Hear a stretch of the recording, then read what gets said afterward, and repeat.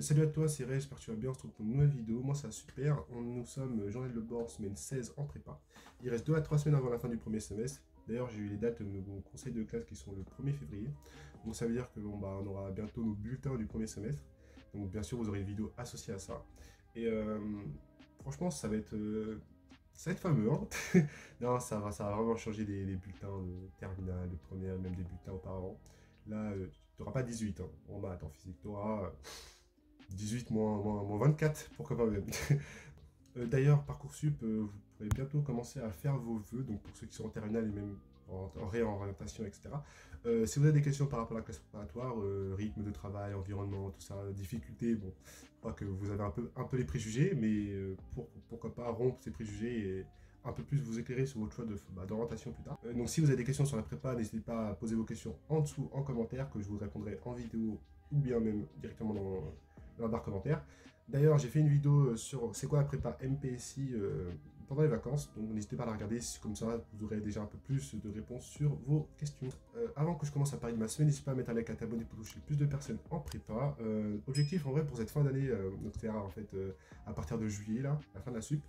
Objectif, franchement, atteindre genre les 6000, 7000 abonnés, ce serait vraiment bien. Alors, on peut commencer à parler de ma semaine. En ce qui est des maths, cette semaine, comme j'ai dit par rapport à la vidéo d'avant, où on a fini le chapitre dérivation et on commence le chapitre polynôme, là on a vraiment bien avancé sur ce chapitre. On commence maintenant la partie arithmétique des polynômes, tout ce qui est division euclidienne de polynômes. On revoit aussi par exemple la méthode de Horner pour évaluer un polynôme. C'est beaucoup plus facile à calculer, hein. Par exemple, si vous avez un truc 2x puissance 5, plus 3x puissance 4, plus 27x au carré, et me dire, par exemple, la valeur de quand x est égal, je sais pas, allez, à 5.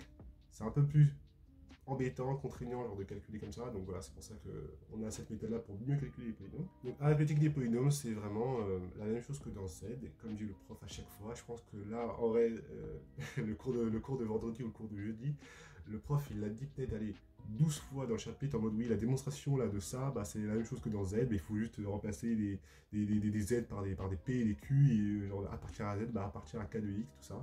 Donc non, c'est vraiment la même chose. Mais voilà, mais en tout cas, donc c'est plein de ressorts, mais là, en vrai, la difficulté, c'est vraiment pas de se mélanger dans Z et dans K de X, quoi.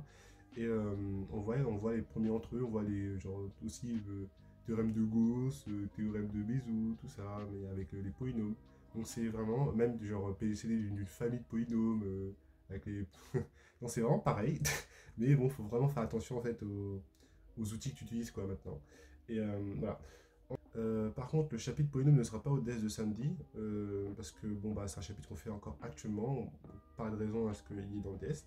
Mais par contre, le DS il sera pas mal chargé, donc le programme ça va vraiment être extension algébrique, dérivation, et pourquoi pas l'arithmétique dans Z, parce qu'on n'en a pas fait.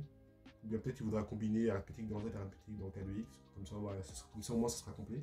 Donc bon, c'est pas, de toute façon je vous dirai bien ça aurait été quoi le sujet du DS. En physique par contre, on commence à faire les chapitres du second semestre, c'est-à-dire que j'ai vu le petit S2 là, second semestre, et le premier chapitre, c'est un chapitre de chimie, c'est réaction acido-basique. On l'a déjà fait en terminale et c'est le même. C'est le même. C'est genre, je parcours le truc. Après, bien sûr, la rigueur de prépa, mais c'est les mêmes notions, c'est genre acide fort, acide faible, tout ça, les définitions. Genre on voit la définition d'un acide, les équations acido-basiques, tout ça, c'est vraiment les mêmes définitions, les mêmes ressorts toujours. Donc peut-être c'est vraiment juste un chapitre d'introduction pour plus tard, mais en tout cas non, c'est le même chapitre quoi. D'ailleurs, en chimie aussi, on a fait notre premier TP de chimie. Donc franchement, les salles de chimie, elles sont largement mieux que celles en terminale. Après, je pense que ça dépend des lycées, mais c'est genre, je sais pas si c'est à cause du Covid ou pas, mais genre maintenant chaque paillasse a une sorte de grande vitre, avec aussi comme les trucs de cuisine un peu en mode, là, les petits ustensiles là de chimie avec tes pipettes jaugées de 5, 10, 20 minutes, tout ça. Genre, moi je suis dégoûté, j'aurais dû prendre une photo, mais genre, vraiment, vous avez pas en tête la paillasse en question, mais c'est trop bien, genre c'est trop professionnel, en mode vrai chimiste et tout, tu vois. Et ouais, non, c'était un TP cool, c'était sur la conductivité, enfin, suivi par conductivité, tout ça, fallait exprimer, enfin, c'est vitesse d'ordre 1, fallait exprimer du coup la concentration en fonction de la conductivité, conductivité à T infini, à T0 et conductivité à l'instant T en question. Donc non, c'est cool. On peut se faire des graphes, qu'on a dû envoyer ça à la prof. Donc non, en vrai, le TP était cool, mais surtout, genre, c'était des salles de chimie. Mais en tout cas, oui, la prochaine fois que je fais un TP de chimie, je vous prendrai en photo les salles. C'est vraiment trop bien fait. Après, pour la partie physique, on a fini le chapitre régime sinusoïdal forcé, enfin les réponses, quoi. Maintenant, on commence en fait à faire les chapitres de résonance. Là, vraiment, c'est vraiment les chapitres qu'on faisait ici, là, genre analyse fréquentielle. Et, mais après, c'est une autre manière de voir ça, en fait, c'est juste ça. Et non, franchement, c'est cool. On aura bientôt, je pense, après le chapitre suivant, ça va être les filtres, et qui est un peu, comme la prof de physique m'a dit que c'était un peu, comment dire, le, le gros de l'électricité, en fait, en sup, bien sûr, parce que hein, je sais pas les chapitres de SP, mais franchement, l'électricité, on a fait que ça depuis, depuis le début de l'année. En vrai, en physique, depuis le début de l'année, on a fait électricité, méca et chimie. On n'a pas fait de thermo, on ne sait pas ce que c'est. Mais non, franchement, l'électricité, en fait, ça va. Faut vraiment prendre du recul parce que au final, déjà dire c'est facile, non. Mais je pense que, je sais pas, en physique, si tu maîtrises bien l'électricité, tu es vraiment bien après pour tout le reste. Parce que c'est vraiment un gros du programme de prépa, j'ai l'impression d'électricité. Après, je sais pas, dites-moi en commentaire. Euh, plutôt en fait qu'utiliser les relations de fonctionnement dans tes lois de maille, tout ça pour les circuits, là tu vas utiliser du coup bah, par exemple les LDI sur DT, tu vas faire J, L, oméga. Et c'est beaucoup plus simple, mais tu vas en fait refaire ce que tu faisais en fait en début d'année. Avant c'était il y a à peine 4 mois en prépa, mais j'ai l'impression que ça fait 25 ans.